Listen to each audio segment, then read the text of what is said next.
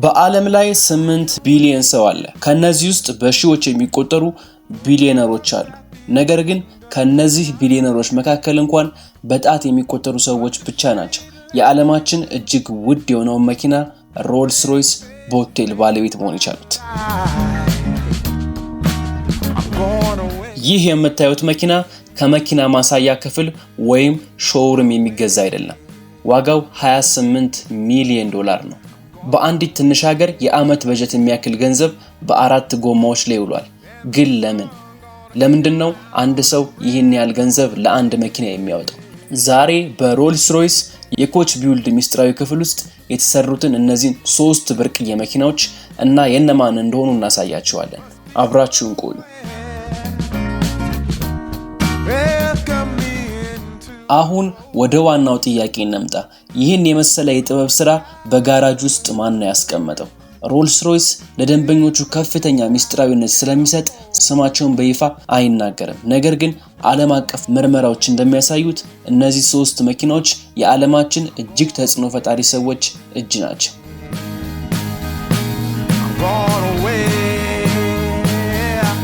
የመጀመሪያውና ታዋቂው ሮልስ ሮይስ ቦቴል ባለቤት ጄይዚ እና ቢዮንሴ እንደሆኑ በሰፊው ይነገራል። ሁለተኛው መኪና የተሰራው በዓለማችን ካሉ እጅግ ግዙፍ የፐርል ወይም የእንቁ ባለቤት እንደሆኑ ይታመናል። ለዚህም ነው መኪናው እንደ እንቁ የሚያብለጨልጨው። ሶስተኛው ባለቤት ስሙ በጭራሽ አልወጣም፣ ነገር ግን የመካከለኛው ምስራቅ ባለሀብት እንደሆነ ይነገራል። እነዚህ ሰዎች መኪናውን የሚያሽከረክሩት መንገድ ላይ ለመሄድ ሳይሆን እንደ አንድ የግል ሙዚየም ዕቃ በቤታቸው ውስጥ ለማቆየት ነው። ለነዚህ ሰዎች 28 ሚሊዮን ዶላር ማለት እንደርሶና እንደኔ ለሻይ የሚከፈል ገንዘብ ነው። ግን ለነሱ ይሄ ቦቴል የነሱ ማንነት ማሳያ ነው።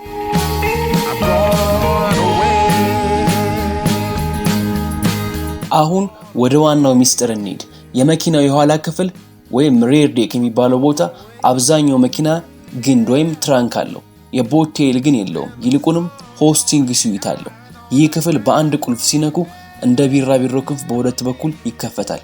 ውስጥ ያለው ነገር ምን ይመስላል የሚለውን ስናይ የመጀመሪያው የሻምፓኝ ማቀዝቀዣ፣ በዓለም ታላላቅ የሻምፓኝ አይነቶች የሚሞላ በትክክለኛ የሙቀት መጠን የሚቆይ የቅንጦት መሳቢያ፣ የብር ዕቃዎች ከፈረንሳይ በዓለም ታዋቂ ከሆኑት የብር ዕቃ አምራቾች ከክሪስቶፍሌ የተሰሩ ሹካዎችና ቢላዎች፣ የሽርሽር ወንበሮች ከካርቦን ፋይበር የተሰሩ በቆዳ የተሸፈኑ እና በጣም ቀላል የሆኑ ወንበሮች፣ ጃንጥላው ከኋላው መሃል የሚወጣ የቅንጦት ጃንጥላ። ይህን ሁሉ ስናስብ ይህ መኪና መንገድ ለመጓዝ ብቻ ሳይሆን በየትኛውም የዓለም ክፍል ሆነው የቅንጦት ግብዣ እንዲያደርጉ ታስቦ የተሰራ ነው።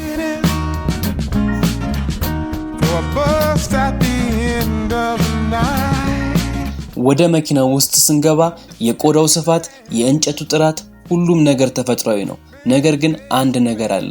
በዳሽቦርዱ መሃል የተቀመጠው ሰዓት። ይሄ ቦቬት 1822 የተባለ ኩባንያ ስራ ነው። ይህ ሰዓት ከመኪናው ጋር ብቻ የተያያዘ ሳይሆን ከፈለጉት ከዳሽቦርዱ ነቅለው በእጆ ሊለብሱት ይችላሉ። ሰዓቱ ራሱ ብቻውን አንድ የቅንጦት መኪና የሚገዛ ዋጋ አለው። እያንዳንዱ የውስጥ ዲዛይን መስመር፣ እያንዳንዱ የቆዳ ስፌት የተሰፋው ባለቤቱ እንዲመቸው ታስቦ ነው።